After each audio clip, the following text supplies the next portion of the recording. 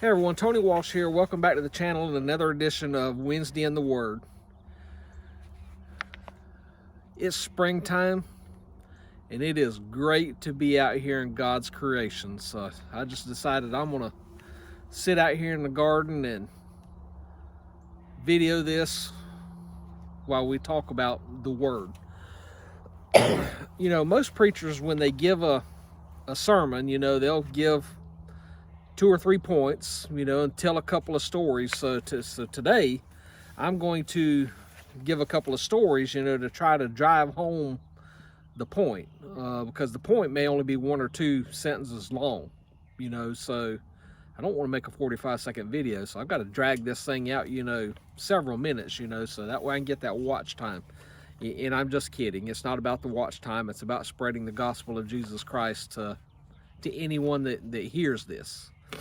So the title of today's message is I Am, and again, it's not about me, it's about Jesus, because he is the I Am. So this first story comes from a gentleman named Steve Brown, and he talks about a man who asked a mail order company to send him send him plans for a birdhouse. So the guy got the plans in the mail, and as he started building it, it resembled a sailboat. So he kept building it, and the whole time he was building it, he was wondering what kind of bird is going to live in this birdhouse. So finally he wrote a letter to the company, or called the company, and talked about how the plans got messed up. He ordered a birdhouse, not a sailboat. Well, the company responded back, just apologizing, but said, if you think that's bad, just think about how the guy feels that's trying to sell, S-A-I-L, sell a birdhouse. Yeah, that's a Cornish story. But here's my point. Sometimes our plans don't work. We live in a world that can mess things up just like that. So we cannot live by our plans alone. We have to live with plans that are Christ-like. And what do I mean by that? Is our principles are nothing but words out of our mouth, or words written on a piece of paper. We're going to get through life here on earth, but is our principles going to get us to a life in the kingdom of heaven? And the answer is our principles will not. Our principles might get us to the gate, but they ain't going to get us through the gate. They're not going to get us in the gate. We're only going to get in the gates of heaven when we live by the principles that Jesus Christ laid out for us. So we have to live in his principles. And to apply his principles, we have to know who he is. So think about his way of doing things. Go back to the old saying, what would Jesus do? See, that's how we need to live. That's the principles that we need to follow. Remember, I said the title of this says, I am. And we know that Jesus said, I am the light of the world. Whoever follows me will not walk in darkness, but will have the light of life. And it's here that Jesus makes it very clear that he is the light. You can see the garden here behind me, where we've started. Let me pan over here a little bit. You can see our stuff. You see them plants there? Well, they have to have light to live. And that kind of light I'm talking about is sunlight. And that is S-U-N. See, we have to have sunlight to live too. And the sunlight I'm talking about is S-O-N.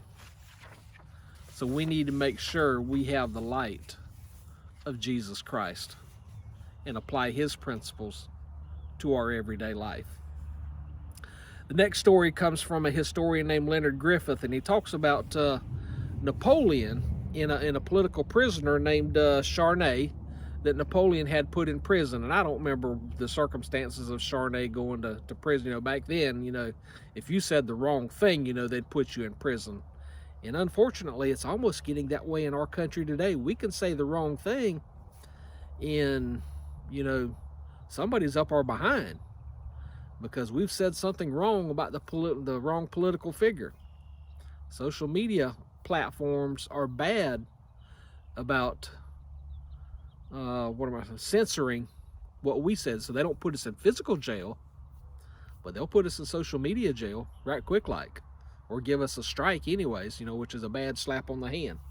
So anyways, as Charnay sit through prison, you know, and we know them prisons back in that time were dungy dirt holes with no light, you know, obviously no bathrooms or anything like that. But Charnay just lost all his faith. And one day, coming out of the dirt floor was a little green speck. Now, the story I read, it doesn't say, you know, what it was. But finally, in all that darkness, in Charnay's jail cell, was one sliver of light coming through.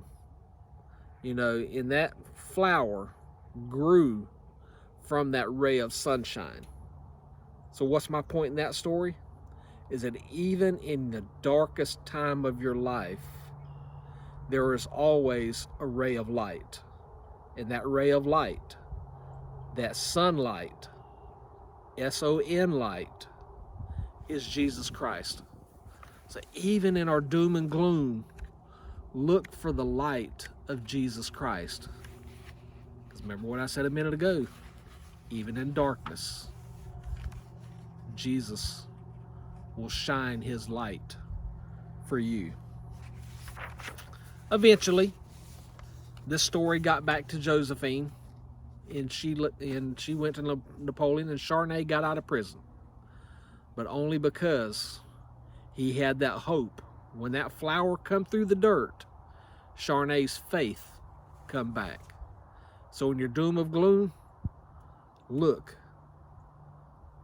for that little flower. Look for that ray of sunshine. Because no matter how dark your world is, let the light of Jesus Christ, man, I'm getting tongue-tied. Let the light of Jesus Christ shine in your life. We've all heard of Plato. He said, we can easily forgive a child who is afraid of the dark, but the real tragedy of life is when men are afraid of the light. Don't be afraid of the light of Jesus. Again, these plants need life. They need light for life.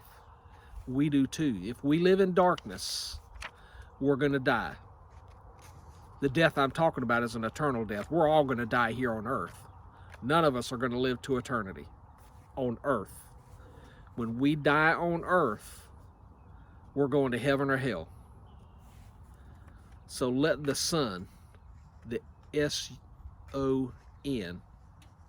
shine in your life, because he will brighten your future so that you have eternal life in the kingdom of heaven. And I tell all that to say these few things remaining here. Trust him to free you from the slavery of sin and death. Depend on him to release you from bondage and give you life. Rely on him to deliver you from Satan's hold and grant you eternal life in the kingdom of heaven. And I'm going to close with this story from Frank Pollard. He wrote Our Greatest Victory, and so it's a poem. It says, out of the light that dazzles me, bright is the sun from pole to pole. I thank the God I know to be for Christ, the conqueror of my soul. Since he's the sway of circumstance, I would not wince nor cry aloud. Under that rule which men call chance, my head with joy is humbly bowed. that spite diminished of the years keeps, and shall keep me unafraid. It matters not, though strait the gate, he cleared from punishments the scroll. Christ is the master of my fate. Christ is the captain of my soul. Let Jesus Christ steer your ship of life. We can't make it through this world alone. We might think we can. Some of us are hard-headed enough to think that we can.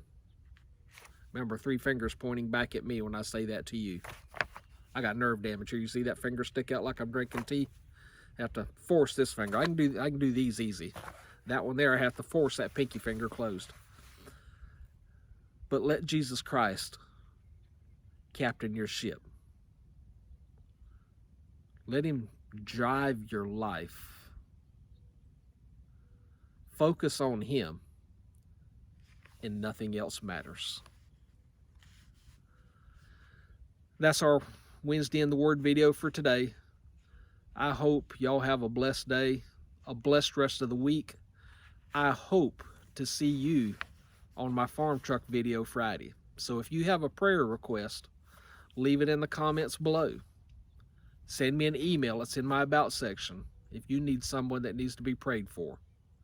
But until then, y'all take care, and God bless.